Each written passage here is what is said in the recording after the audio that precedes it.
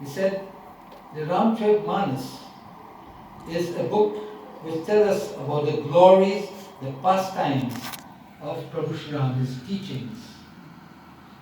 And is likened on to a lake, and likened on to water, which purifies and cleanses.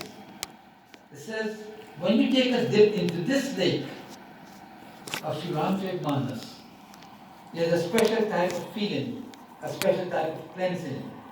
We need the water to cleanse our outer body, but to cleanse the inner body, to cleanse the soul, we have to dip in this manas. And Tulsidaas gives a very beautiful chaupai, I just called for it. Kama koda mada mohana savan, bimal vivek virag budhavan. Very profound. He says the power of this manas, this lake, or the teachings of Sri Ramcharitmaanas, it has the power to destroy lust, kam. It has the power to destroy anger, clothes. It has the power to remove pride, which is mud, and remove infatuation, which is moha. And it encourages bimal vivek virag budhava. Two important words here.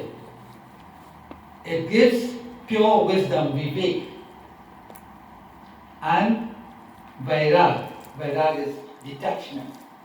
There is attachment and there is detachment. Attachment is when we embrace the world at large, the physical things, the material things. We are all attached to that. And because we are so engrossed in it, we tend to lose the true focus of the divine. When you read this, when we take a delve and a bath into this manas, it helps us to become detached. Not to be attached to the world, but to be detached from the world and attached to God. So when we detach from the world, then we attach to the divine. This katha has the power to give you that strength and that wisdom to free ourselves from the world and attach ourselves to the divine. He says, Sadar majjan pan kiyete, mitahi pap paritap kiyete.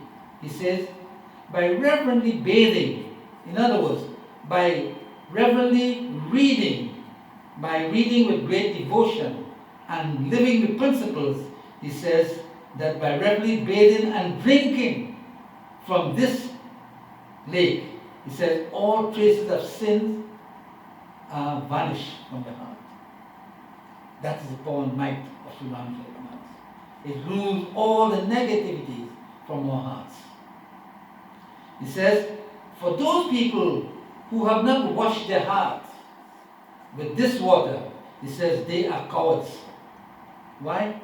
Because they are involved so much in the Kali age that they are afraid to enter into this lake. They are so absorbed in this lake outside. There's by the dozen things of the universe that they dare not go into this. He said they are cowards.